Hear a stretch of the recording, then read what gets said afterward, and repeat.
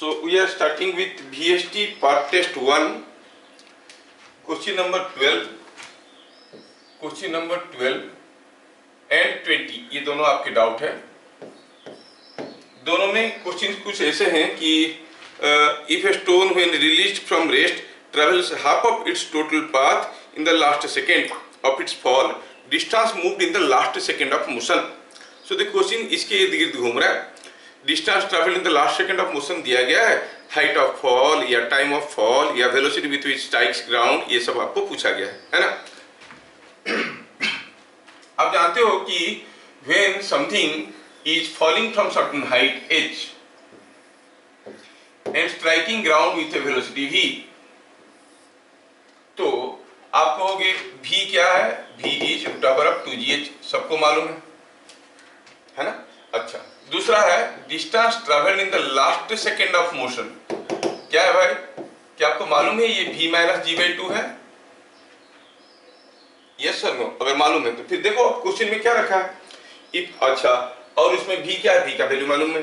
अच्छा, दिया है if a stone released from rest travels half of the total path in last second of its fall.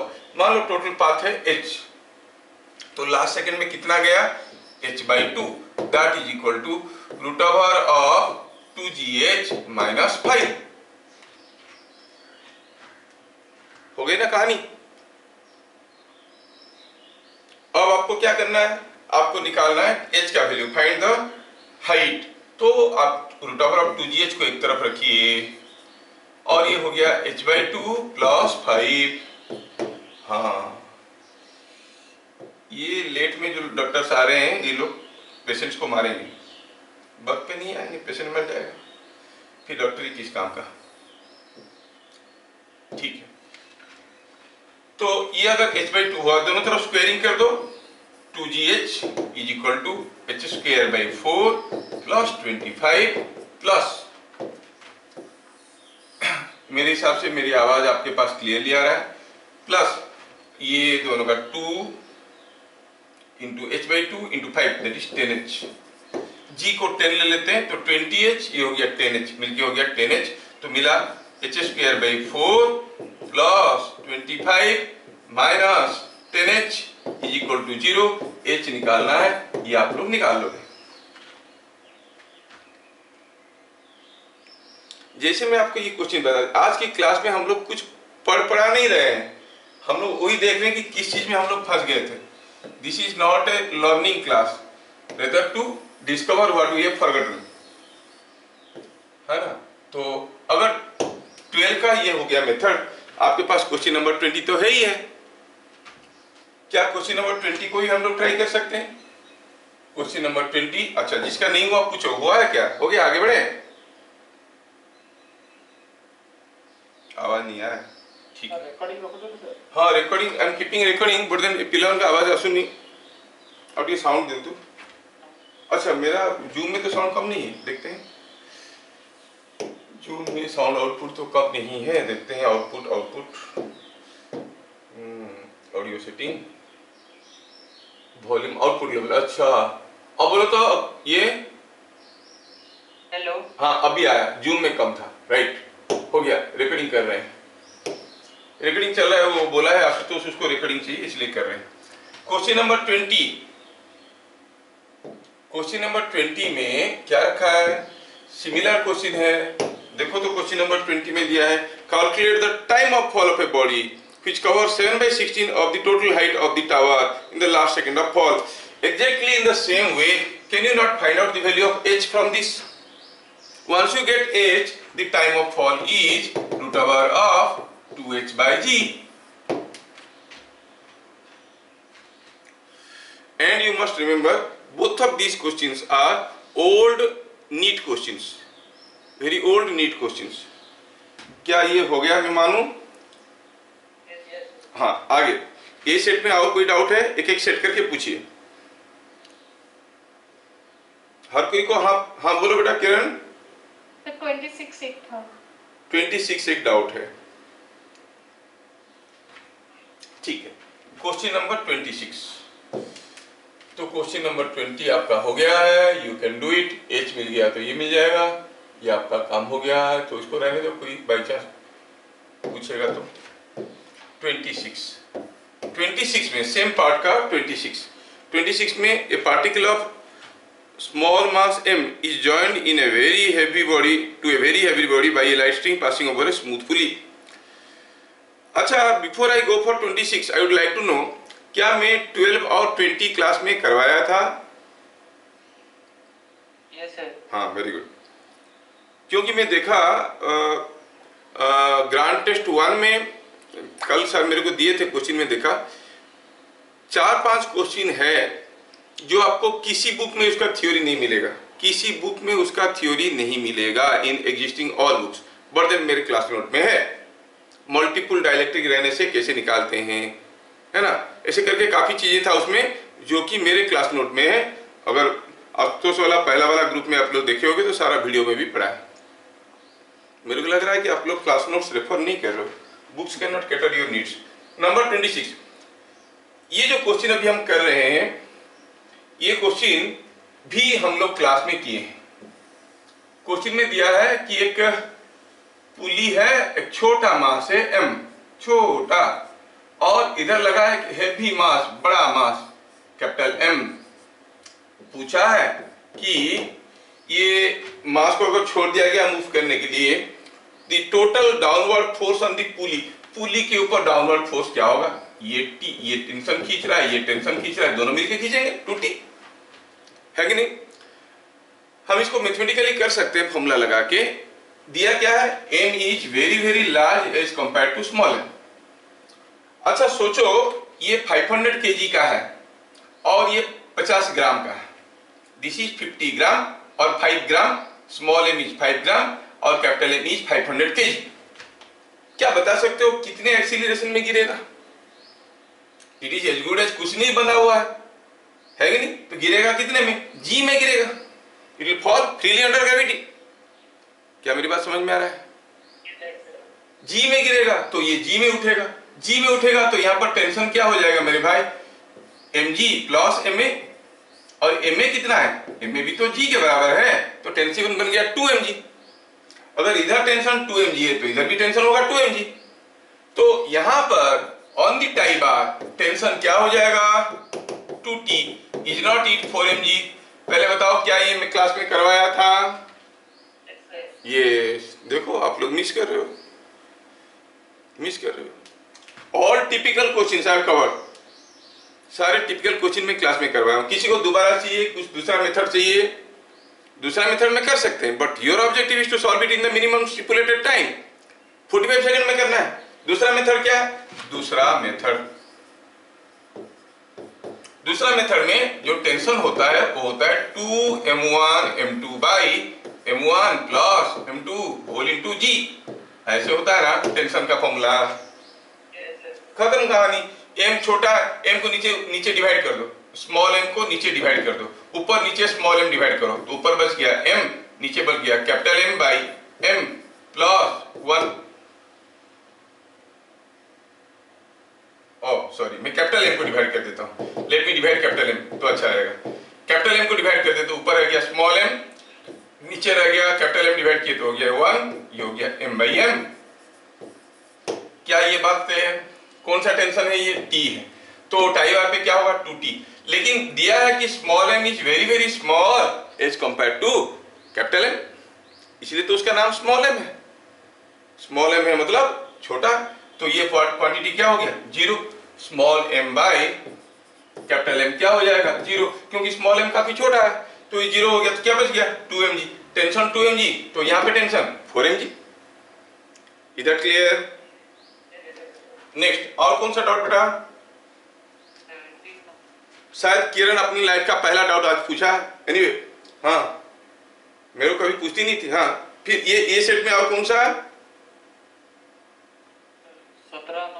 17 number. Stone after projection at an angle theta, शायद theta है, यहाँ पर printing नहीं है, with horizontal from a roof of a tower, it was again at the level of projection 2 seconds after the projection and it falls on ground 3 seconds after projection. Then height of the tower is. A stone after projection at an angle theta with horizontal from the roof of a tower. कोई एक tower से question से थोड़ा clarity नहीं मिल रहा है, फिर भी सोच लेंगे कि लिख रहा है तो ऐसा ही कुछ लिख रहा होगा। थीटा अबोव द वर्टिकल लिखना चाहिए। It was again at the level of position 2 seconds after, यहां से जाके यहां पर पहुंचा 2 सेकेंड लगा। फिर क्या हुआ, फिर हुआ कि and it falls on ground 3 seconds after, 3 second के बाद नीचे गिरा, यहां पर पहुंचा 3 सेकेंड में। ये है क्वेश्चन नंबर 17।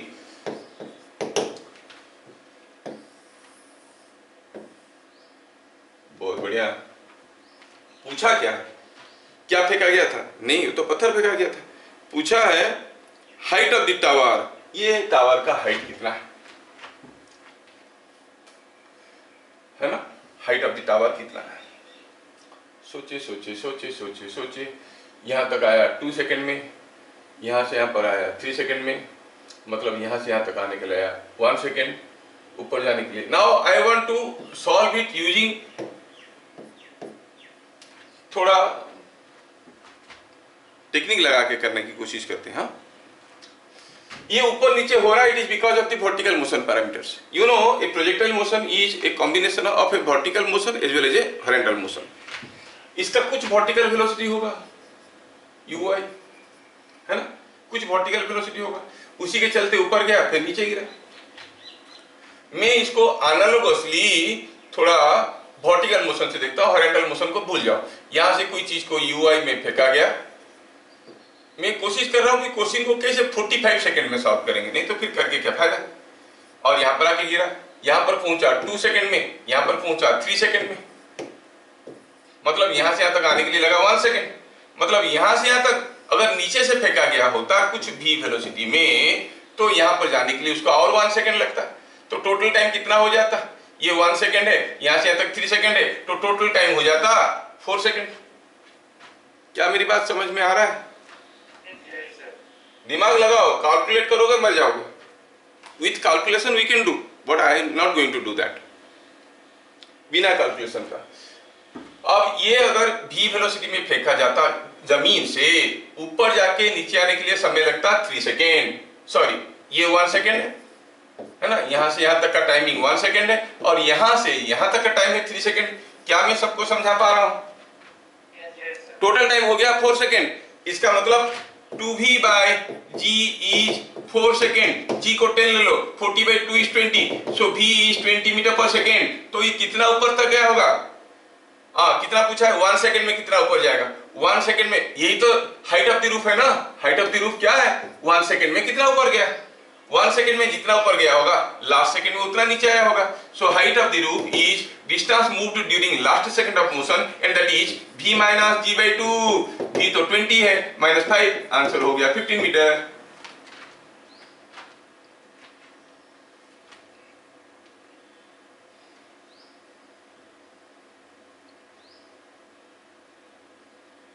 जिसका डाउट था उसका क्लियर हो रहा है?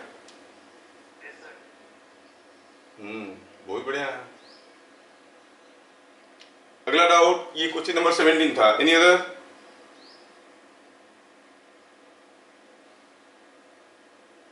Sir 36। Sir 36, sir is above 50 year, and sir 36 कहाँ गया? 36 3 rings each of mass m and radius r are arranged, moment of inertia of the system about ab। ठीक है, 36 3 ठो रिंग पड़े हैं। ये है रिंग, ये है एक रिंग, चलो इसको ले आओ। ये एक रिंग है, और ये दूसरा रिंग है, और ये तीसरा रिंग है।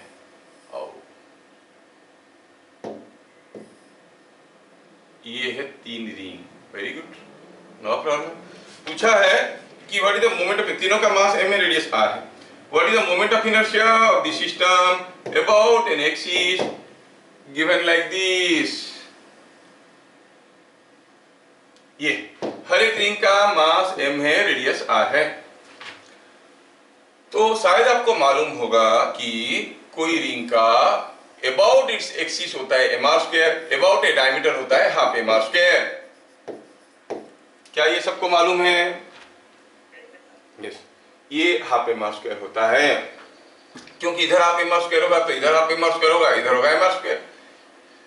जिनको मालूम नहीं है कोई दूसरा हाँ बोल देता है बोल के आप चुप मत रहिए। You have come here for your own benefit. दूसरे क्या सोच रहे हैं मत सोचो, आपको डाउट है आप पूछो, because time is less and precious. अब अगर ये एक्सिस में हाफ mr स्क्वायर है तो क्या बता सकते हो ये एक्सिस में कितना होगा? What is the moment of inertia about this axis?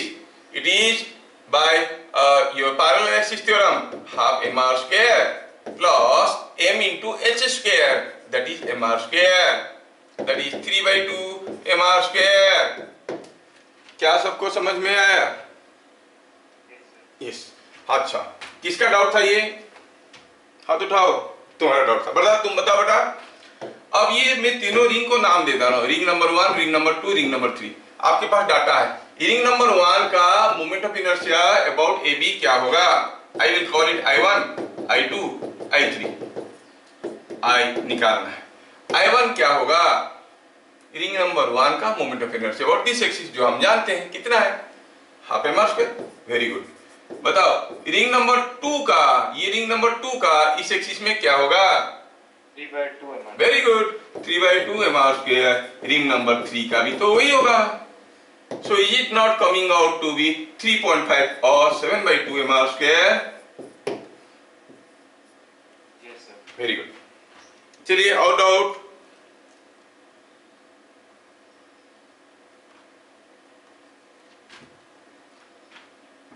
ये सारे के सारे डाउट थे। कौन से चैप्टर का, कौन सा टेस्ट का? लिख देता हूं थोड़ा तो अच्छा रहेगा।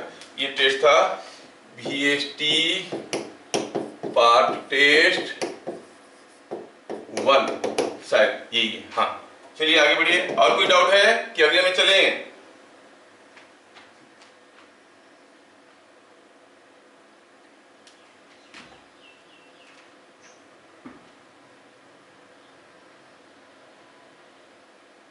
इतने सारे क्वेश्चन, डिफिकल्ट क्वेश्चन है, उसमें से आप मुझे इजी क्वेश्चन पूछे, सारा डिफिकल्ट क्वेश्चन कर लिए, बहुत बढ़िया है।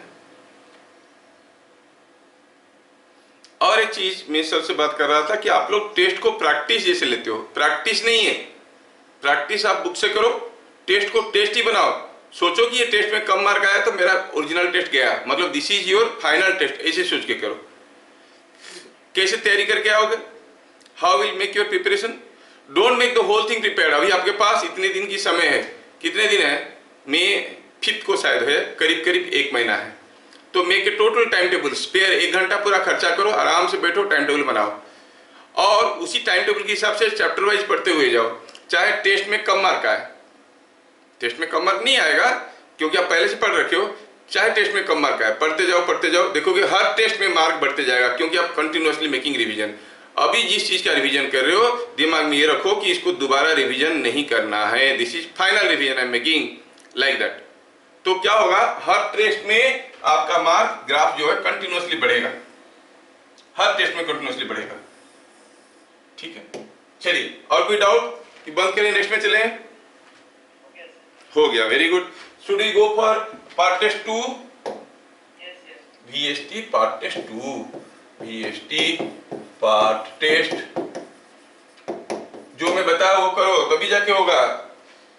सिर्फ मेहनत करने से फल नहीं मिलता है, ध्यान रखो। सिर्फ मेहनत करने से फल नहीं मिलता है, तरीके से मेहनत करने से फल मिलता है। अगर 25 फुट खोदने से किसी जगह पानी निकलता है तो ध्यान रहे कि एक ही जगह खोदना पड़ता है। 5 जगह 5-5 फुट करके खोदोगे, मेहनत उतना ही होगा, फल कुछ नहीं मिलेगा। सो मेहनत के साथ तरीका जुड़ा हुआ जरूरी। Part test 2, let me open part test 2 now. Part test 2, okay, I am opening. हाँ, पार्ट टेस्ट 2 वो वाला सेट है जिसमें पहला क्वेश्चन है isothermal elasticity of gas. Very good. Doubts? 28 और आगे 28, 31, 34, 48। सर मेरा इतना है। तेरा इतना है।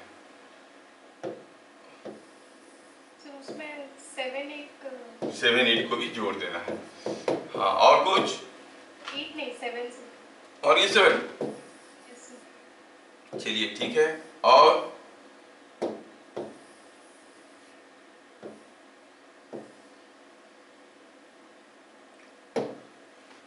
हो गया? और किसी को कोई डाउट? वैष्णवी, कोई डाउट है कि नहीं? कुछ नहीं सर है, उसमें आ गया। उसमें आ गया, मतलब आप लोग काफी इंप्रूव कर गए हो, इतना कम डाउट निकल रहा है। क्या आप लोग आंसर देखने के बाद ये डाउट निकलता है कि बिना देखे इतना डाउट निकलता है? देखने के बाद। अरे यार, आंसर देखना। हाँ बोलो। और ये भी पूछो, हाँ जस्ट मिनट बेटा, ये भी पूछो अगर कोई आंसर आपको लेंथी लगता है, क्लॉमजी लगता है, इतना कैसे बनेगा ऐसे लगता है, तो वो क्वेश्चन भी पूछ लो। हो सकता है कि मेरे पास कोई दूसरा मेथड होगा। समझ में आ रहा है? कोई आंसर अगर आपको लेंथी लगता है तो हो सकता है मेरे पास कोई दूसरा मेथड होगा। हाँ, तो बेटा कौन सा? Which question? First bench girl. 44 and 47। 44 and 45।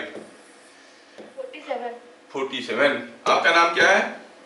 अध्यासा Priyadarshini. Adyasa Priyadarshini. Let us start with 7, 28, 31। पहले ये तीनों को निपटते हैं। Question number 7।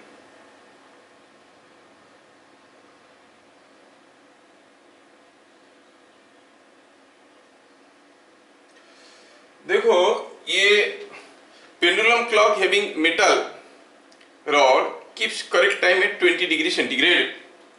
It gains 10 seconds per day if cooled to 0 degree centigrade. तो उसका अल्फा कितना है? Coefficient of linear expansion. Gains 10 second मतलब क्या है? रन्स फास्ट और रन्स स्लो? स्लो होगा तो गेन करेगा क्या? गेन्स 10 सेकेंड का मतलब टाइम पीरियड दिया है पर डे. अच्छा, 10 second per day if cooled to 0 degree centigrade. अच्छा, लेंथ कम हो रहा है, ठंडा कर दिए हैं इसको. अच्छा ठीक है. You know the change in length, ये क्वेश्चन नंबर 7 है. Change in length is equal to original length alpha delta T. क्या यह फॉर्मूला आपको मालूम है? Alpha is temperature coefficient. Okay. Delta theta का वैल्यू, ये डेल्टा टी मतलब चेंज इन टेम्परेचर. टी नहीं लिखेंगे, थीटा लिखेंगे ताकि आपको टाइम के साथ कंफ्यूजन ना हो जाए. डेल्टा थीटा का वैल्यू कितना दिया गया है? डेल्टा थीटा का वैल्यू दिया गया है 20 माइनस 0, तो ये 20 है. Delta L by L is equal to alpha into 20. ये बात आपको समझ में आया?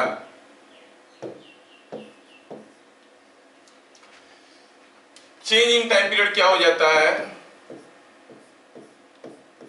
चेंज इन टाइम पीरियड होता है, आप जानते हो कि t is 2 pi root over of l by ji.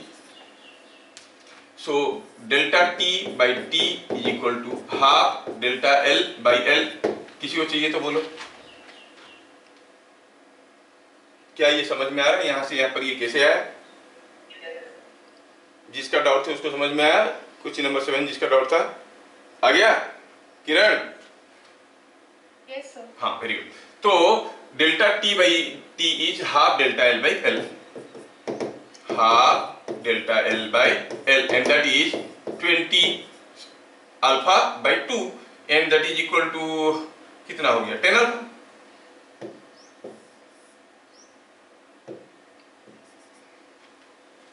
It gains 10 seconds. एक सेकेंड में कितना गेन कर रहा है? पेंडुलम क्लॉक है, एक सेकेंड में एक oscillation, T is time period of one oscillation.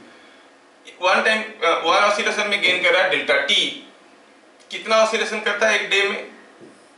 24. It is 24 hours into 60, this much minutes into this much seconds by 2, this much oscillations. Why by 2?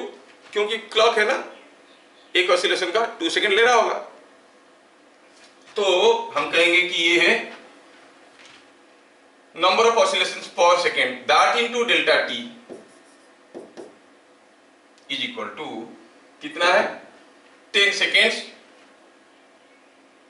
10 seconds.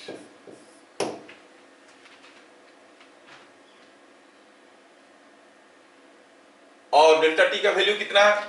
Time 2 second लिए तो 20 alpha हो गया, ये T को 2 second ले लो तो ये 20 alpha हो गया।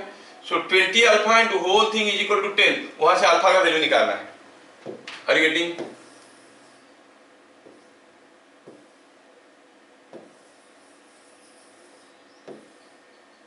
मैं ये क्या क्या आपको समझ में आया कि जबरदस्ती हाँ जी कर दिए?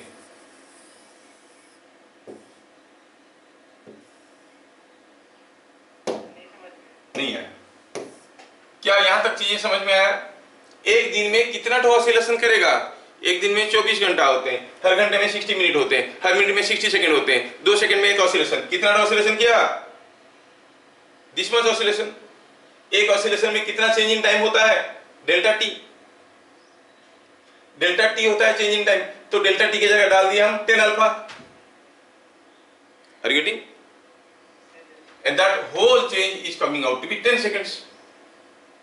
So 24 into 60 into 3, that is 3600. 3600 into 12, 24 को 2 से काट दिया, into ये हो गया आपका 10 अल्फा इज इक्वल टू 10। तो अल्फा का वैल्यू कितना निकल के आ रहा है? थोड़ा कैलकुलेट करना पड़ेगा इसको।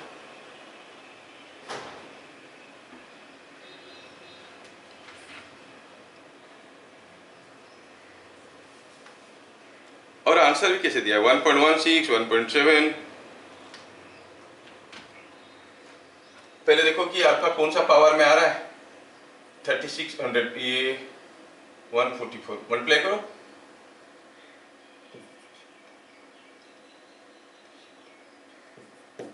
Four three two zero zero zero alpha is equal to 10। एक 10 खा गया, तो alpha is coming out to be कितना है? अल्फा का value alpha is coming out to be 1/43200।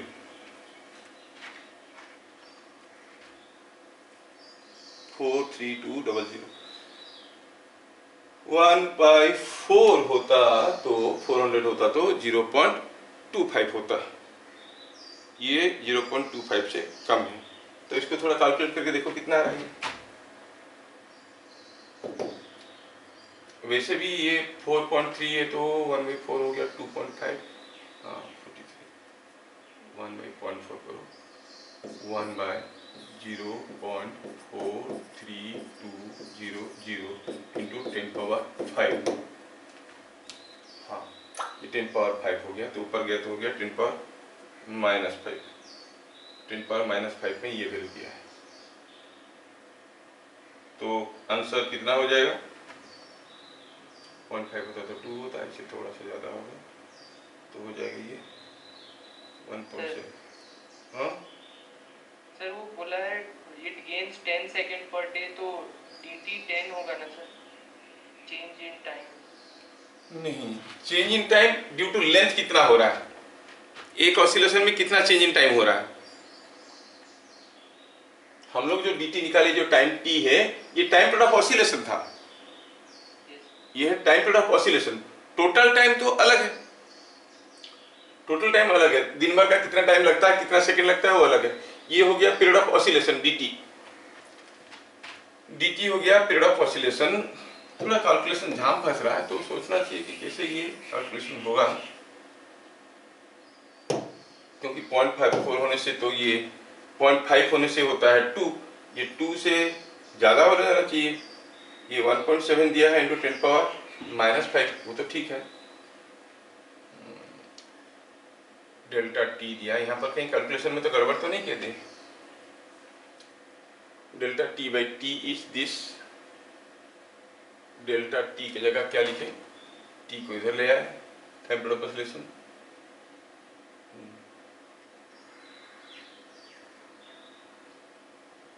Delta T equal to T into delta T की जगह 10 alpha लिख दिया, टी लिखेंगे तो वो टी हो गया 2 सेकंड, जो इसके साथ कैंसिल हो जाएगा। 2 इसके साथ अगर कैंसिल हो जाएगा तो ये आ जाएगा और भी ज़्यादा, 2 आ जाएगा नीचे ऊपर।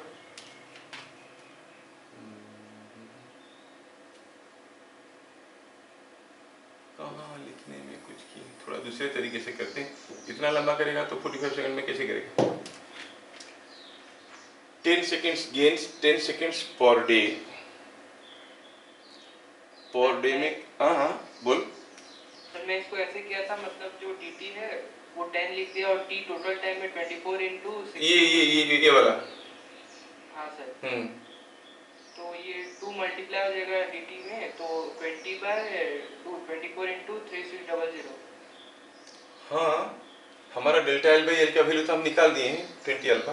अल्फा का वैल्यू हो गया 10/10। सर अल्फा का वैल्यू निकला था 1/86400। 1 बाई मतलब यहाँ पर कोई एक 2 मिसिंग है, बोलो 2 कहीं छोड़ दिया क्या? मैं 86200 होने से ये 432 है, ये 2 को छोड़ दिया क्या? नहीं लिया तो। हाँ यहाँ पर मैं गड़बड़ किया। ये देखो जो डेल्टा टी का वैल्यू कितना है, delta T T into 10 alpha. Sorry यहाँ पर देखो खाली 10 अल्फा लिख दिया हूं, है कि नहीं? खाली 10 अल्फा लिखा हूं क्योंकि ये 60 को 3600 और इसको काट दिया 12 कर दिया। इसको लिखना चाहिए था मतलब टी इंटू 10 अल्फा और टी 2 सेकेंड, तो ये आ जाएगा कितना आपका 12 की जगह आ जाएगा 24। डेल्टा टी कितना है? Delta T is T into 10 alpha. मैं खाली 10 अल्फा लिख दिया था, अभी समझ में आया? T is 2 seconds, pendulum clock है। टी इज 2 सेकेंड्स डालो, अभी डेल्टा टी की जगह टी इंटू 10 अल्फा डालेंगे। टी का वैल्यू कितना हो गया? टी का वैल्यू हो गया 2 इंटू 10 अल्फा। 2 को कैंसिल हो गया, इसको मल्टीप्लाई करो तो ये आ जाएगा आपका 43200 नहीं, ये आ जाएगा 864000। It is 864000। Alpha is equal to 10। यहां पर मेरा ये गड़बड़ हो गया था, 864000। सर 00। हाँ ये 10 कैंसिल हो जाएगा उसके बाद 86400, क्योंकि यहाँ पर 10 है ना। Yes sir. हाँ ये 10 कैंसिल हो जाएगा 86400। बस ये मैं यहाँ पर टी का वैल्यू लिखने के लिए भूल गया था। डेल्टा टी की जगह ओनली मैं 10 अल्फा लिख दिया था, जबकि टी 10 अल्फा होना चाहिए। क्या बात समझ में आया? जिसका डाउट था इसको समझ में आया? Yes sir. एक मिनट थोड़ा मैं अपना एसी ऑन कर देता हूँ, हवा नहीं चल रहा है, मैं सोचा कुछ गड़बड़ होगा। जस्ट अ मिनट, 10 सेकंड्स में करता हूँ। ओके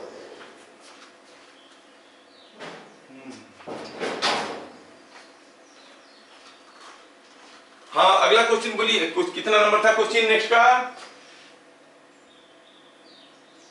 28।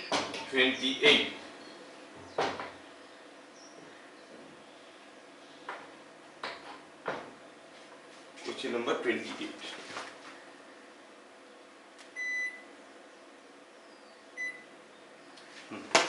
क्वेश्चन नंबर 28 कहाँ गया? क्वेश्चन नंबर 28 आ गए।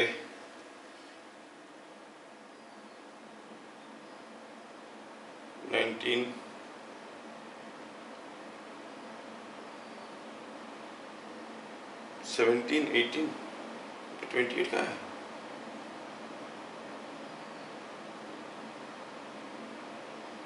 इलेवन 12 13 25 26 27 28 ये वाला the second harmonic of an organ pipe. और 26 कर लिए? हाँ 26 हो गया। अभी पूछा है 28। Second harmonic of an organ pipe of length L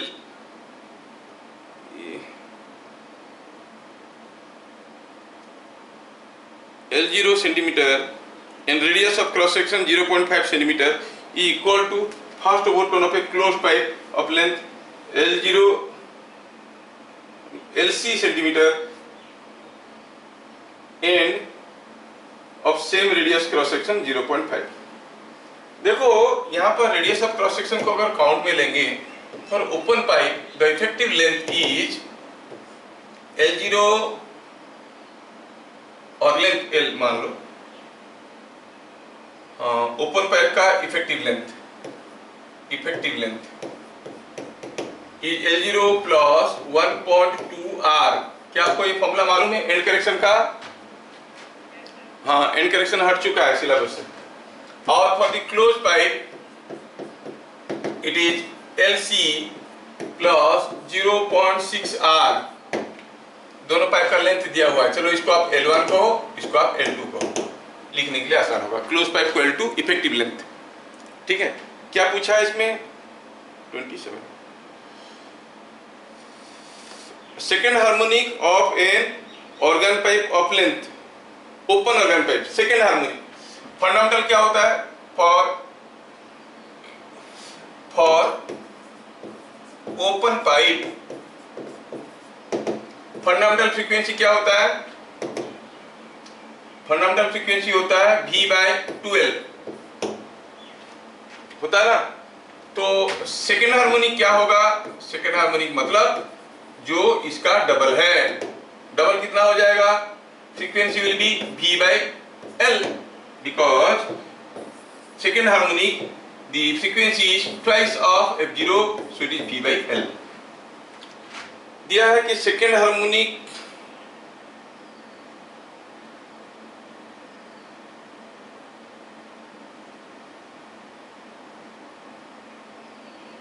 the second harmonic of an open pipe of length this radius this is equal to the first overtone of closed organ pipe। closed organ pipe का first overtone क्या होगा? closed organ pipe के लिए आपका जो fundamental होता है वो होता है V/4L। फास्ट ओवरटोन मतलब उसका नेक्स्ट क्या हो जाता है? 3F0। फास्ट ओवरटोन आप जानते हो क्लोज पाइप में only odd harmonics play is 3F0 so it is 3V/4L। अच्छा, जो पहला वाला था ओपन पाइप के लिए उसका L की जगह क्या लिखेंगे? L1। जो क्लोज पाइप था उसके लिए क्या लिखेंगे? L के लिए L2। 3F0 मतलब 3V/L2। क्या मेरी बात समझ में आया? ये दोनों इक्वल है। फिर क्या पूछा है निकालने के लिए? Then which of the following is true. ये दोनों इक्वल है। क्या इक्वल है? VL1 is equal to 3V/4L2। V/L1 is equal to 3V/4L2। Value डाला जाए। V/L1 की जगह क्या लिखेंगे? रेडियस अगर दिया है L1 का वैल्यू हम लोग निकाल चुके हैं। L1 कौन सा था? पहला वाला था 1.2R। 1.2R R का वैल्यू 0.5 है, R का वैल्यू है 0.5। 1.2 into 0.5 इज कितना? 0.6 सो it is 4L2 plus 0.6 4LC। पहला वाला क्लोज पाइप में ओपन पाइप था। LC/0.6 and for the other one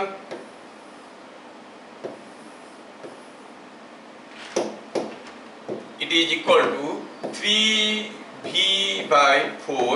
L2 की जगह क्या लिखेंगे? L2 की जगह लिखेंगे 0.6R। 0.6 into 0.5 हो गया 0.3।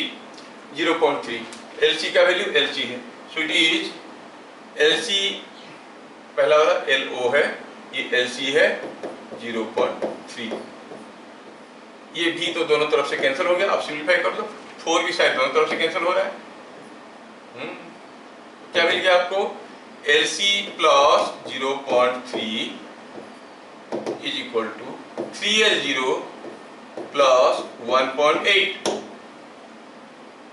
ऐसा कुछ रिलेशन आ रहा है।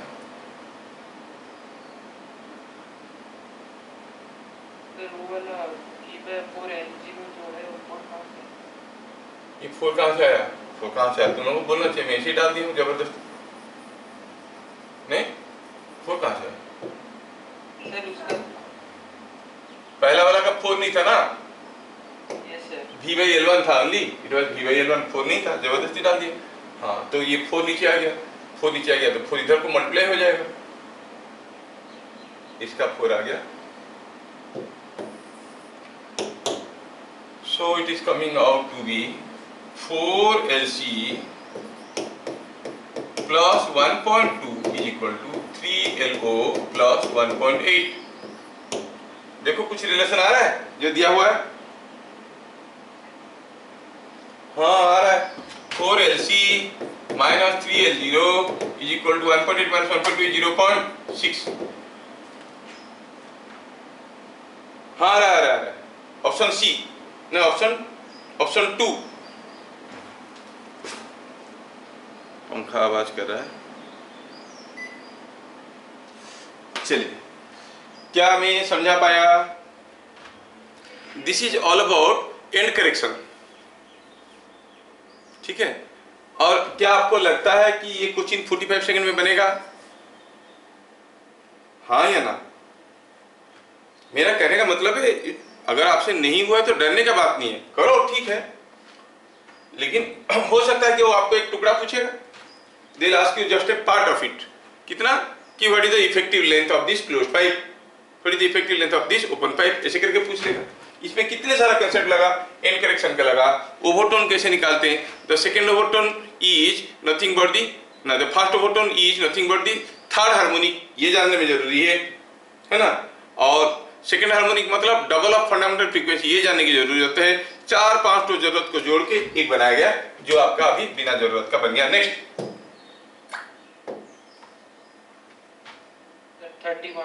31 how many times more intense is a 60 dB sound than 30 dB sound? Decibel में how you express? Question number 31, how you express in decibel intensity in decibel is equal to 10 log I, ऐसे होता है ना। Intensity I is intensity in watt per meter square, where I is intensity in watt per meter square। तो sound intensity को जब हम decibel में convert करते हैं, प्रेजेंट करते हैं, तो ये ऐसे बन जाता है 10 log I। अब क्या है दिया है कि कितना नंबर 31 दिया है कि 60 dB, ये 60 dB है और दूसरा वाला 30 dB है, मतलब the second case intensity is double of this.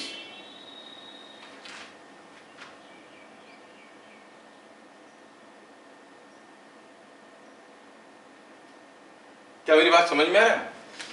dB1 पहला केस में इज इंटेंसिटी इन dB कितना था, वो 60 dB, दूसरे केस में 30 dB।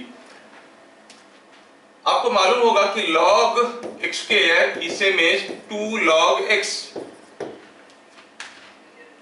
है ना। तो dB में ये डबल हो गया है, dB में डबल हो गया है। dB में अगर डबल हो गया है तो ये क्या हो जाएगा, dB में अगर डबल हो गया है तो इंटेंसिटी 100% बढ़ जाना चाहिए। इंटेंसिटी को अगर 100% बढ़ा देंगे तो ये ट्वाइस हो जाएगा, ट्वाइस ऑफ दिस।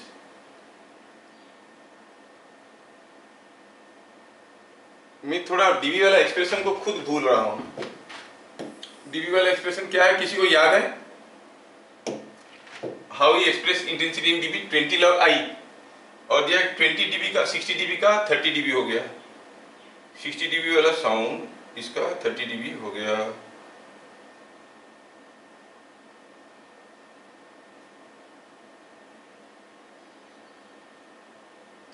dB वाला साउंड अगर 30 dB हो गया, डेसिबल, एक मिनट,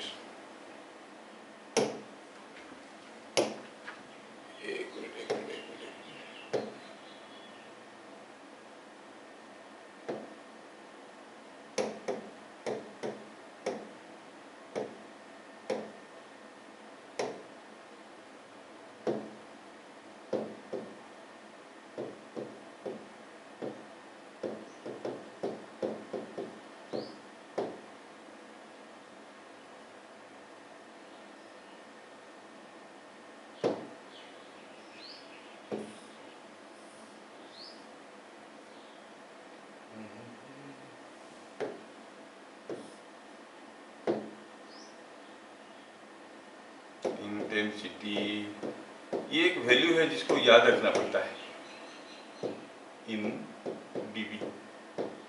कैसे निकलता है?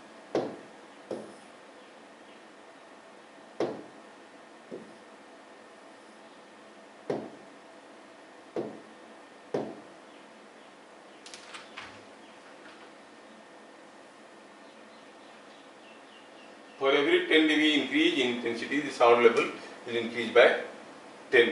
हाँ, ये देखो,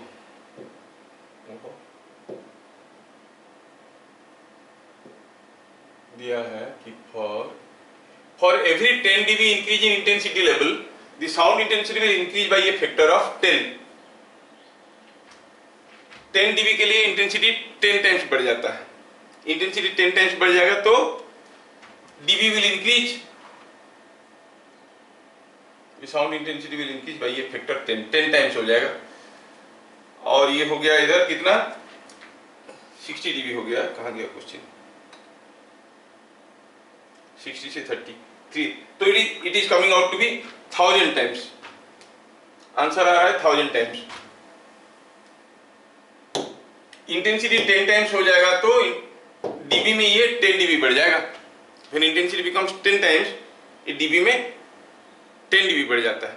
तो ये 30 से 60 बढ़ गया, 30 dB से 60 बढ़ गया, तो ये कितना बढ़ गया? ये 30 dB बढ़ गया। 30 dB बढ़ गया अगर, तो हम कहेंगे कि I will increase by 60 minus 30 by 10 by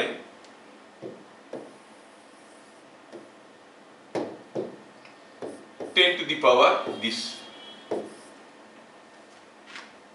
that is equal to 1000 times।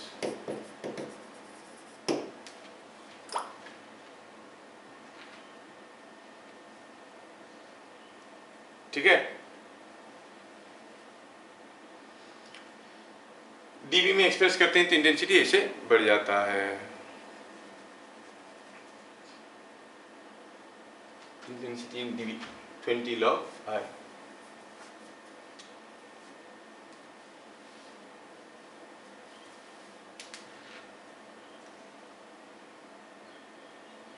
क्या समझ में आया? आंसर में क्या दिया है? 1000 दिया कि नहीं दिया है? हाँ, अभी समझ में आया ना? तो ये हो गया तरीका उसका, 60 minus 30 by 10, मतलब 30 dB से हर 10 dB में इंटेंसिटी 10 गुना हो जाएगा, अनदर 10 dB में 100 गुना हो जाएगा, अनदर 10 dB में 1000 टाइम्स, ऐसे करके। अगर ये दिया होता 30 dB से 60 dB की जगह 20 dB से 60 dB दिया होता तो क्या आंसर हो जाता? 10,000 टाइम्स। समझ में आ रहा है? समझ में आ रहा है ना? यस। हाँ, इसमें समझने वाला नहीं है, dB में कैसे एक्सप्रेस करते वही तरीका है। वो बोल रहा है कि 10 dB rise corresponds to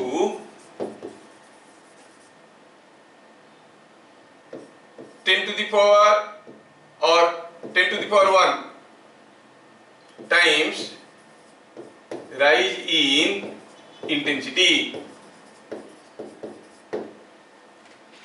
intensity अगर 10 टाइम्स बढ़ जाएगा तो dB में ये 10 dB बढ़ेगा।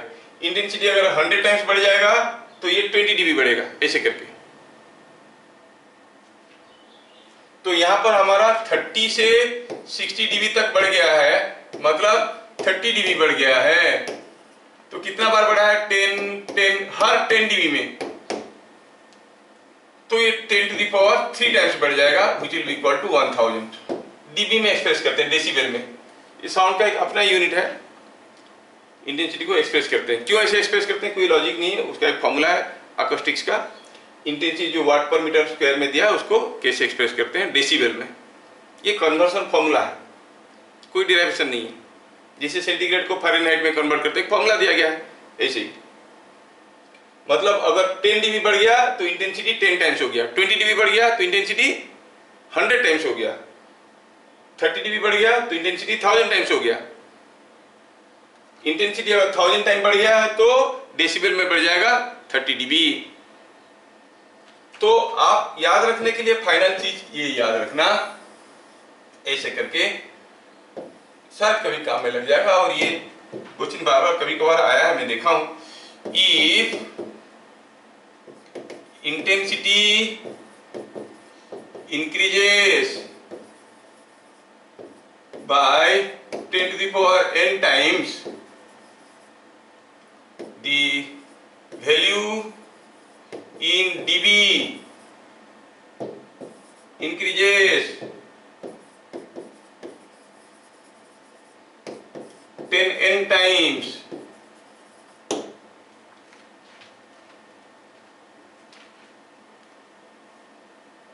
क्या बात समझ में आया? ये अगर 1000 बढ़ गया तो ये बढ़ेगा 30, 10 to the power n, ये 10 into n। याद रखना ये फॉर्मूला कन्वर्सन है इंटेंसिटी से डीबी का। क्या अभी समझ में आया? हाँ, अगला question 34।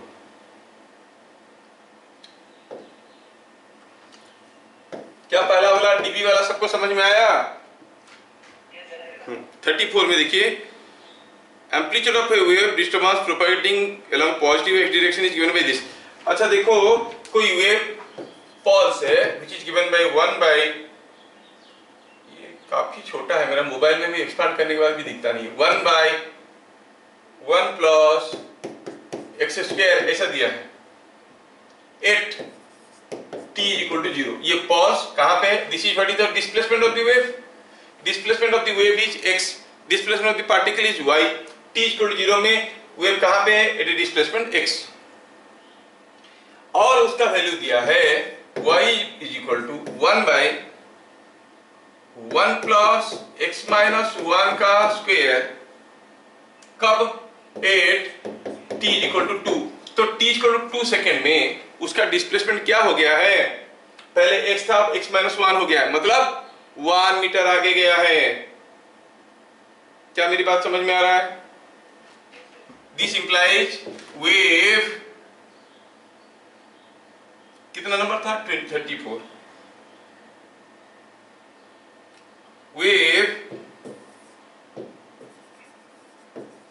Moves by 1 metre in 2 seconds. क्या पूछा है? स्पीड ऑफ द वेव पूछा है क्या? हाँ, तो स्पीड ऑफ वेव कितना हो गया? 1/2, 0.5 metre per second.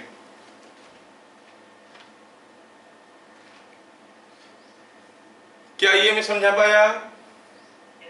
Very good. Next 34 के बाद 48।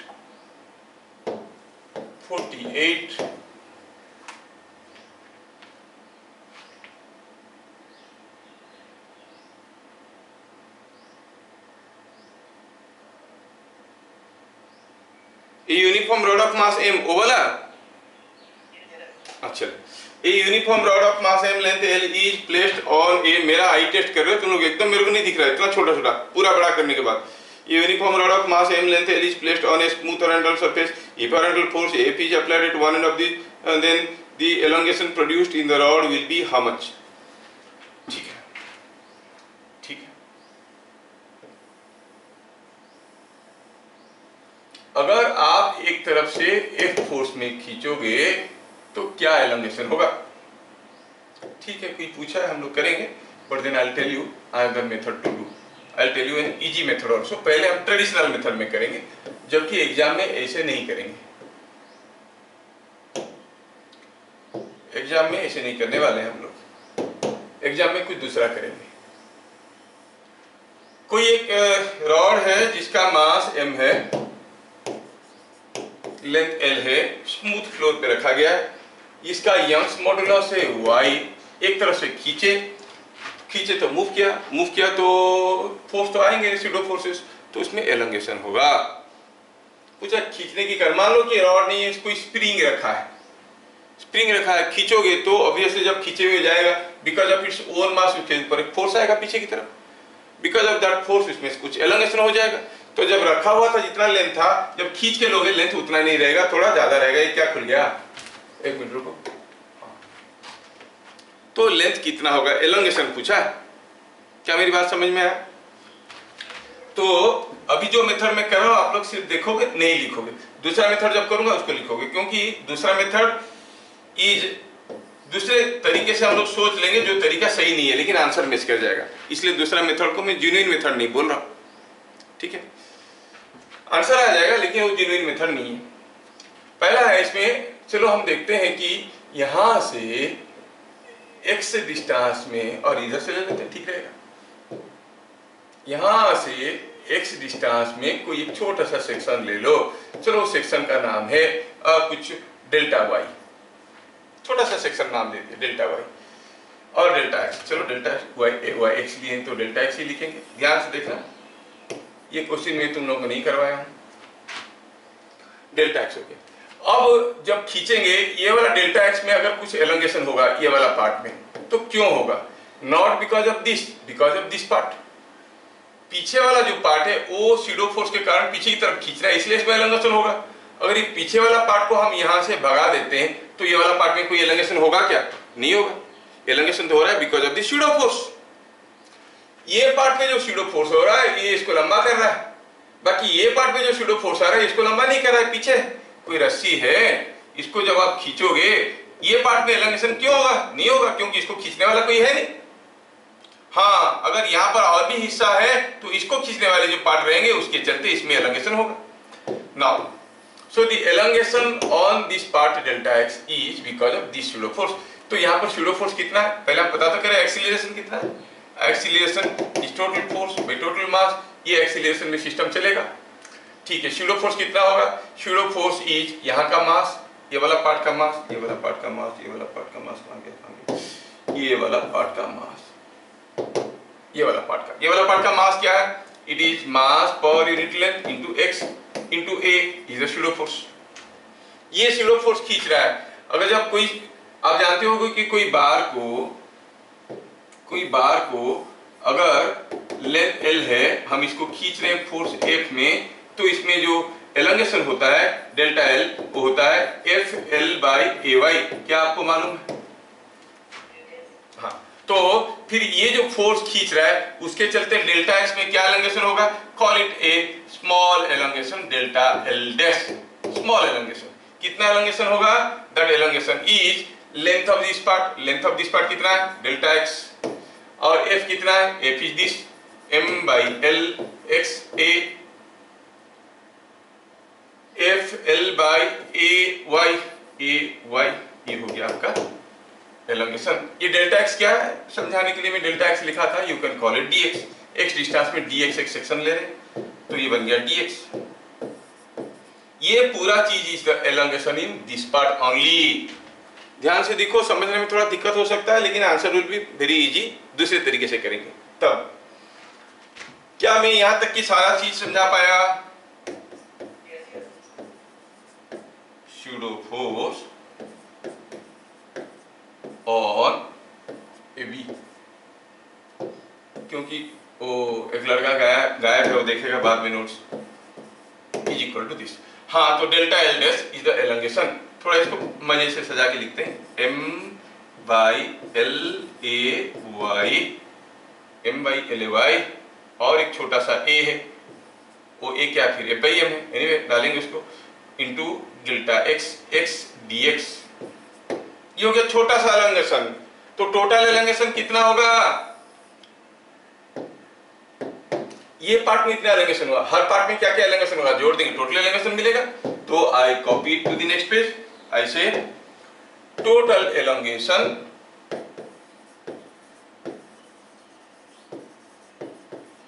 Is equal to delta L dash, जो छोटा सा एलोंगेशन हुआ है उसका इंटीग्रेशन क्या है वो?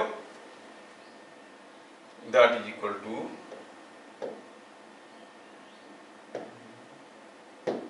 ये इसका इंटीग्रेशन, इसका इंटीग्रेशन। हाँ, तो थोड़ा a के जगह f/m लिख देते हैं, क्योंकि a का वैल्यू f/m था, हम जानते हैं। एफ बाई एम लिख देंगे तो एफ एफ कैंसिल हो जाएगा, मिलेगा F by L A Y, Y is Young's modulus, x d x का इंटीग्रेशन हो गया एक्स स्क्वायर बाई 2। लिमिट क्या लेंगे, x varying from 0 to l, क्योंकि हम यहाँ से एक्स डिस्टेंस में लिए थे, एक्स का मिनिमम वैल्यू होगा 0, मैक्सिमम वैल्यू होगा l, तो ये बन गया x square by 2 0 to l। डाले वैल्यू, अपर लिमिट डालो तो L square by 2 L square सी खा गया, तो मिला F L by 2 A Y. आया कहानी समझ में? This is the total elongation, but just wait, हम लोग इसको दूसरे तरीके से करेंगे।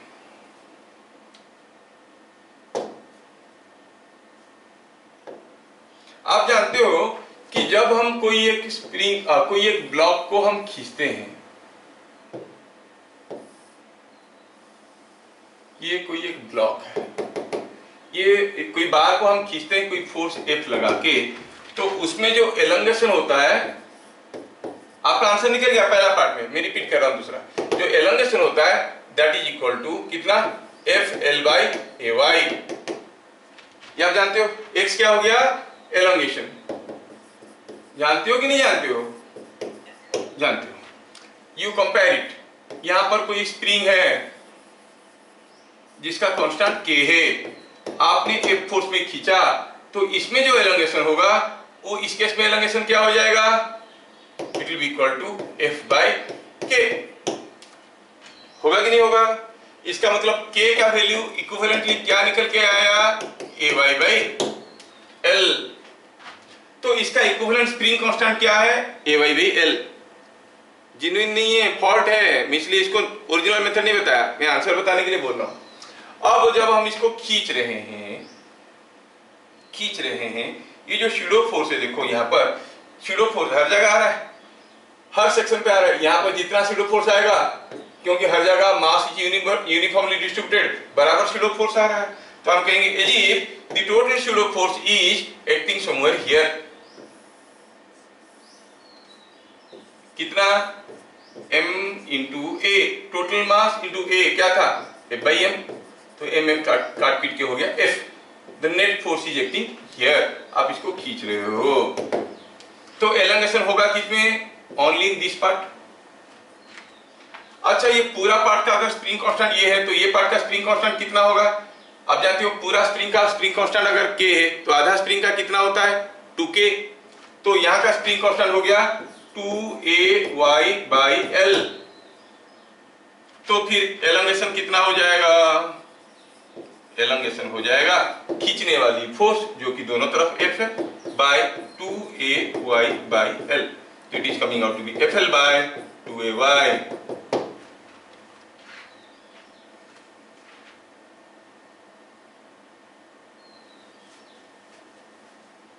क्या मेरी बात समझ में आया? हाँ, तो इसके ऊपर में एक दो छोटे छोटे क्वेश्चन करवाना चाहूंगा, सिमिलर थिंग्स।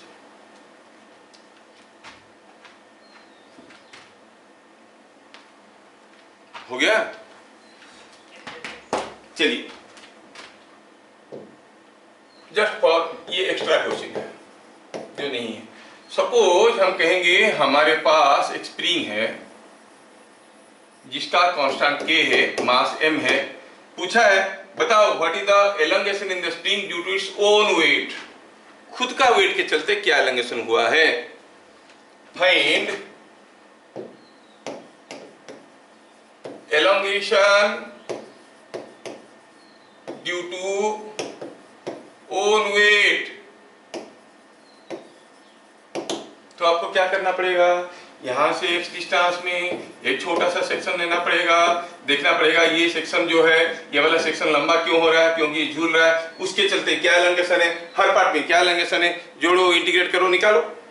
बट देन दूसरे तरीके से सोचे तो यू कैन सी, जो कि गलत है, you can see that the centre of mass is acting somewhere here, जो है mg, और उसके चलते ये वाला पार्ट में कुछ एलोंगेशन होगा। इक्विवेलेंटली हम सिस्टम को कर रहे हैं, अगर पूरा का स्प्रिंग कांस्टेंट k है तो इस पार्ट का स्प्रिंग कांस्टेंट है 2k, तो क्या हो जाएगा आंसर, आंसर हो जाएगा mg by 2k।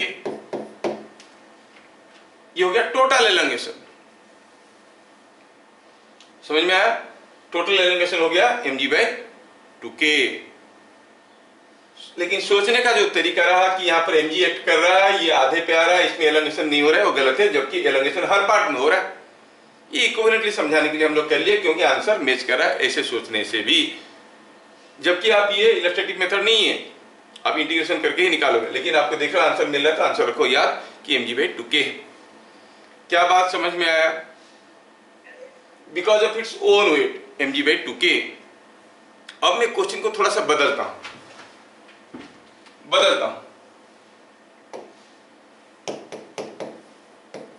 Suppose here is a spring, massive spring. हमारे कोर्स में जो है सब मासलेस स्प्रिंग है, ये एक मासिव स्प्रिंग है, स्प्रिंग कांस्टेंट k है। Find ratio of elongation in upper half part to that in lower half due to own weight। देखो क्वेश्चन, क्योंकि आपका पार्ट टाइप क्वेश्चन में क्वेश्चन डिफिकल्ट था तो मैं ये सब जोड़ दिया। ऐसे क्वेश्चन बहुत कम आते हैं, जिनको नहीं समझ में आ रहा है डरो मत। खुद का वेट के चलते अपर हाफ पार्ट में कुछ एलोंगेशन होगा, लोअर हाफ पार्ट में भी कुछ एलोंगेशन होगा, दोनों का रेशियो बताओ। ठीक है, और अभी तक हमें मालूम क्या है कि टोटल एलोंगेशन। टोटल एलोंगेशन का क्या फॉर्मूला था? हम सोच लिए कि जो पूरा का पूरा वेट है बीच में आ रहा है और उसके चलते सिर्फ अपर पार्ट में एलोंगेशन हो रहा है, जिसका स्प्रिंग कांस्टेंट 2k है, ये टोटल एलोंगेशन। लेकिन हमें पूछा गया upper half part lower half part में, ये हो गया मिड पॉइंट। अच्छा, इस पार्ट में क्या एलोंगेशन होगा? ये तो ऐसे ही हुआ, इसका मास है m/2। सोचो कि ये स्प्रिंग यहां से झूल रहा है, ऊपर वाला पार्ट के चलते इसमें कोई एलोंगेशन नहीं हो रहा है, इसके खुद के चलते हो रहा है, तो आप कहोगे एलोंगेशन इन लोअर पार्ट। एलोंगेशन इन लोअर हाफ कितना है? ये पार्ट है, ये पार्ट का मास कितना है? mg/2, और स्प्रिंग कांस्टेंट कितना है? 2k, so it is mg/4k। This is the elongation in the lower part, lower half part, using the same fundamental concept। मान लो यहां से कोई स्प्रिंग झूल रहा है, इस पार्ट में क्या एलोंगेशन होगा? हाँ, इसका पास m/2 है, मास, स्प्रिंग कांस्टेंट 2k है, तो फिर आंसर क्या हो जाएगा? mg/2/2k। यहाँ पर 2 into 2k, sorry 2 into k लिख रहा था, k की जगह क्या लिखेंगे? 2 into 2k, तो ये हो गया 8k। लोअर हाफ पार्ट में जो एलोंगेशन हुआ mg/8k हुआ। पहले बताओ ये पार्ट समझ में आया? पूरा स्प्रिंग का कांस्टेंट जब k था, टोटल एलोंगेशन होता था mg/2k। ये आधा वाला स्प्रिंग यहां से झूल रहा है, इसमें क्या एलोंगेशन होगा? इसका मास है m/2, इसका स्प्रिंग कांस्टेंट है 2k, तो हो जाएगा mg/2/2 into 2k, so it is mg/8k। अगर इसमें एलोंगेशन हुआ है mg/8k, टोटल एलोंगेशन हुआ है mg/2k, तो elongation in the upper half part क्या हो जाएगा? What will be elongation in the upper half part? Total elongation minus elongation in the lower half part. Elongation in upper half part कितना हो जाएगा भैया? mg/2k minus mg/8k। Is it not 3mg/8k? तो what is the ratio of elongation? नीचे जितना हो रहा है उसका 3 गुना हो रहा है, 3:1। इधर क्लियर? ठीक। अगर आपको समझ में आ गया, now tell me a very simple question. Here is a bar whose mass is m, length is l, Young's modulus is y. Find elongation due to own weight।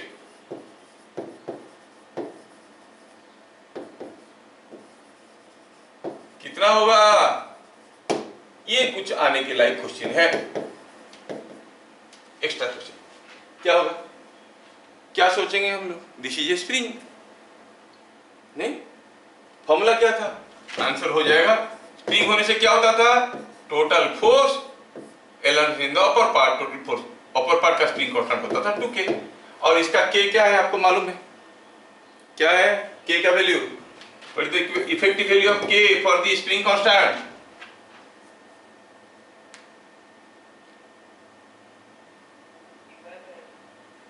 A Y by L.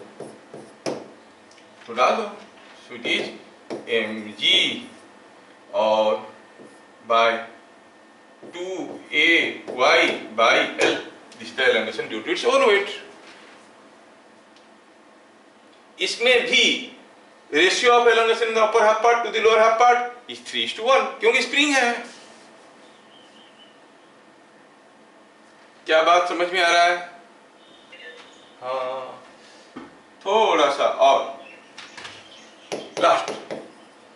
Suppose here is a massless bar और negligible mass, और इसका A Y L are the parameters. यहां पर कोई एक block झूल रहा है, अब इस ब्लॉक को खींचेंगे तो थोड़ा लंबा हो जाएगा, छोड़ेंगे तो फिर ऊपर आ जाएगा और ये ऑसिलेट करने लगेगा। Find time period of oscillation.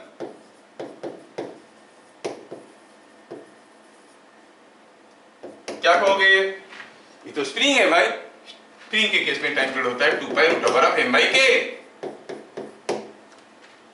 है कि नहीं? अब के क्या वैल्यू आपको मालूम है, A Y by L, so it is 2 pi root over of M by A Y by L. Just consider this is a spring.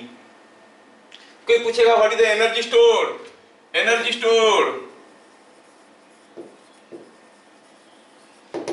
Energy का क्या फॉर्मूला होता है? F square by 2k। यहां पर खींचने वाली फोर्स mg है, mg का स्क्वायर, और 2 इंटू के का वैल्यू क्या है? A Y by L. खत्म कहानी। जस्ट रिप्लेस इट बाई ये स्प्रिंग। ये स्प्रिंग हो गया जिसका स्प्रिंग कांस्टेंट है ए वाई बाई एल।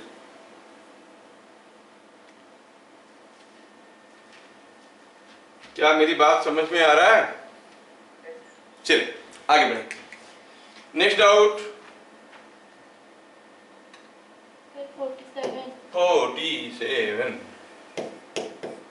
47 में क्या रखा है? 47 का है यहाँ। ओ ये वाला, ये तो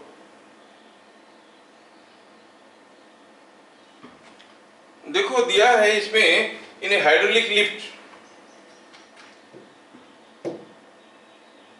ये ऐसा दिया है, क्रॉस सेक्शनल एरिया कम है, इधर क्रॉस सेक्शनल एरिया ज्यादा है।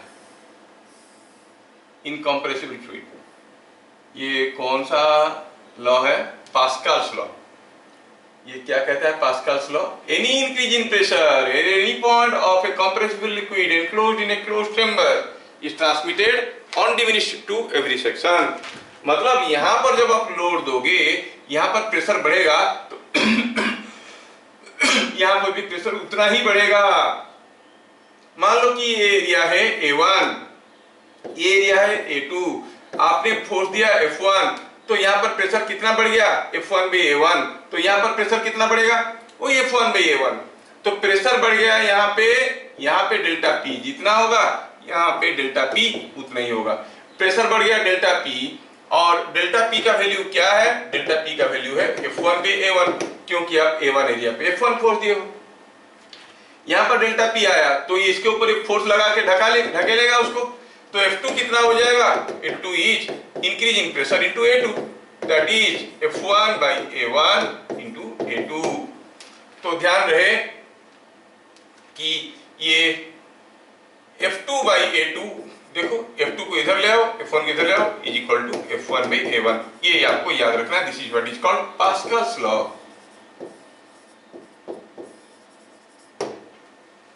अब क्या है 47 में दिया है, एरिया दिया है, इधर इतना दिया, बोल रहा है कि कितना फोर्स लगाएंगे कि उठ जाएगा। सोचो F1 by A1 equal to F2 by A2। Car रखा हुआ है इधर, कार का मास आपको मालूम है, एरिया मालूम है, इधर एरिया मालूम है, मतलब क्या दिया है आपको? F2 दिया हुआ है, A2 दिया हुआ है, A1 दिया हुआ है, F1 पूछा हुआ है। क्या मेरी बात समझ में आ रहा है?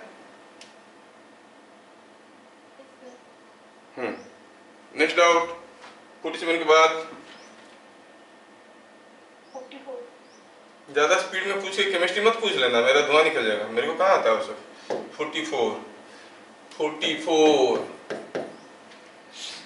44 में दिया है a cube of length 20 centimetre is just balance between two immiscible liquids A and B shown in figure if mass of the cube कितना है।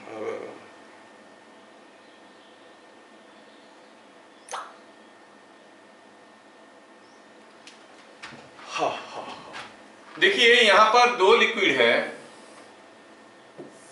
और दोनों लिक्विड के बीच में हुआ यूं कि यहां पर कोई एक क्यूब है जिसका साइड लेंथ 20 सेंटीमीटर है, ये 20 सेंटीमीटर का क्यूब है साइड लेंथ, और ये किसी एक लिक्विड में रखा गया है, नीचे है 6 सेंटीमीटर और ऊपर है थोड़ा मैं ड्रा करूं ढंग से इसको, नीचे है 6 सेंटीमीटर, यहां पर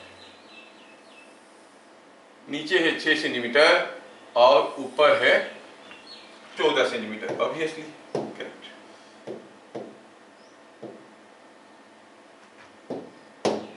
नीचे है 6 सेंटीमीटर और ऊपर कितना है, ऊपर है 14 सेंटीमीटर 14। ये दिया हुआ है 14 सेंटीमीटर, ये दिया हुआ है 6 सेंटीमीटर, तो और ये तो 20 सेंटीमीटर है, क्यूब है। तो मान लो कि इसका डेंसिटी रो 1 है, इसका डेंसिटी रो 2 है, रो 1 रो 2 सब कुछ आपको दिया हुआ है। रो 1 कितना है, कितना नंबर बेटा 44। रो 1 दिया हुआ है, ऊपर वाला कौन सा 0.7 है, कौन सा 0.3 है, तो ऑब्वियसली ऊपर, अच्छा इसमें बताओ कौन सा वाला का डेंसिटी 0.7 होगा, ऊपर वाला के नीचे वाले का, जो हाई डेंसिटी होगा नीचे रहेगा, तो नीचे वाले का 0.7 है। रो 1 इज 0.7 ग्राम पर सीसी और रो 2 इज 0.3 ग्राम पर CC. Now you know the bond force is equal to weight of liquid displaced.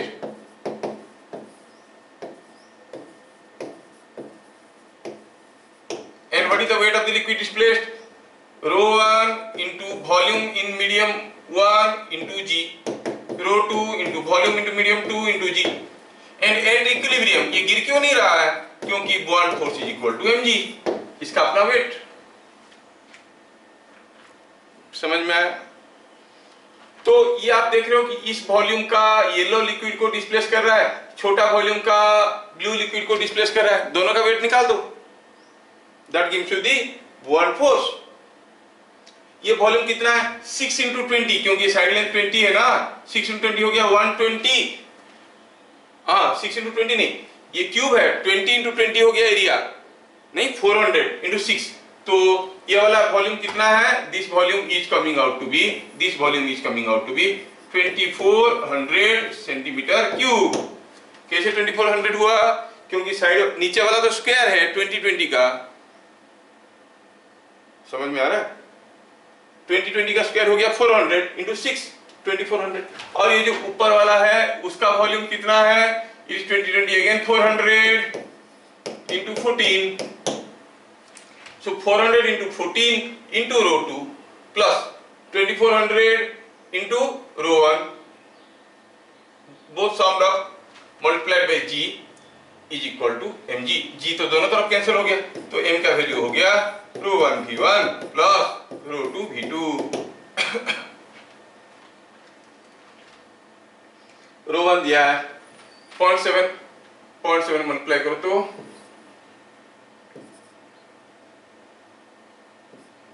1680 ग्राम, और दूसरा वाला 0.3 दिया है 560 इंटू 3 कितना हो गया 1680, ओ दोनों बराबर आ रहे हैं, very good, it is coming out to 3360 grams, और कहाँ गया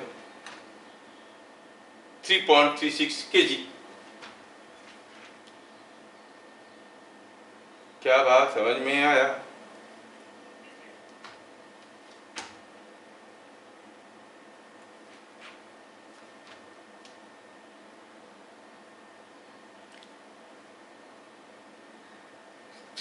ठीक है, नेक्स्ट 44 के बाद इसमें सबको डाउट क्लियर हो गया। 44 में